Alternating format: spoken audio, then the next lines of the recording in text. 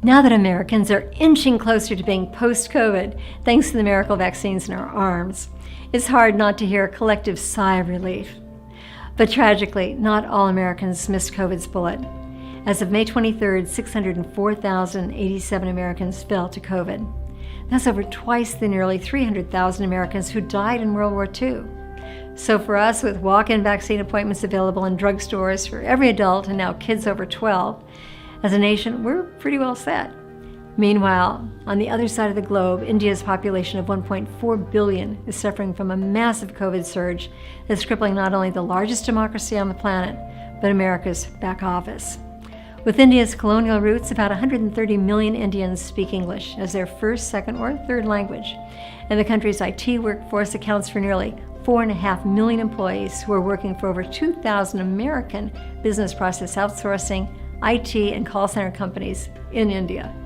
6 years ago, when I visited Savihiman Singha Hospital in Jaipur, the largest in the state of Rajasthan, I was impressed with its 6,251 beds.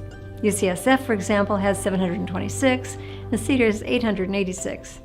It also has 1,500 doctors and 4,000 nurses who not only treat patients in its beds, but an additional 10,000 patients a day in its outpatient departments in normal times.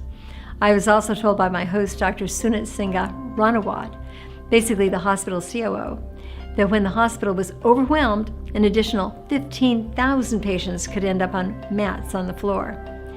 Based on today's news reports, nearly 98% of India is in lockdown, including the entire state of Rajasthan.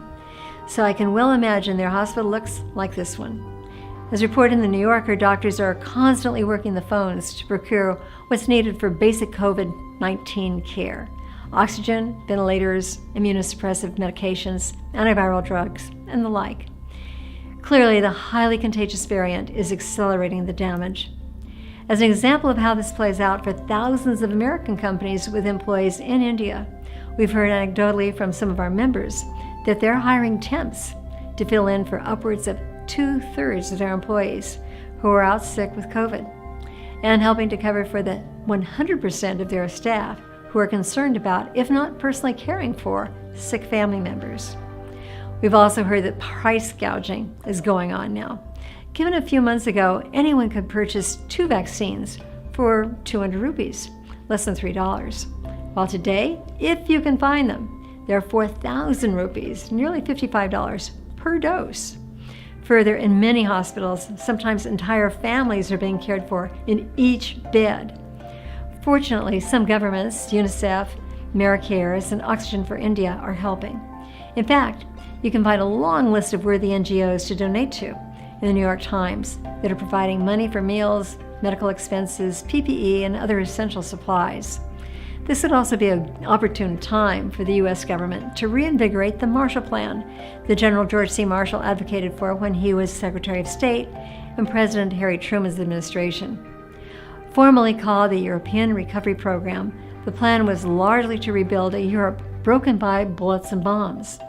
Today, such a plan could share vaccines, drugs, and medical equipment with our neighbors in countries like India and Brazil, that without our help will lose far more than the over 307,000 who've already succumbed in India and the 450,000 plus lost to COVID in Brazil.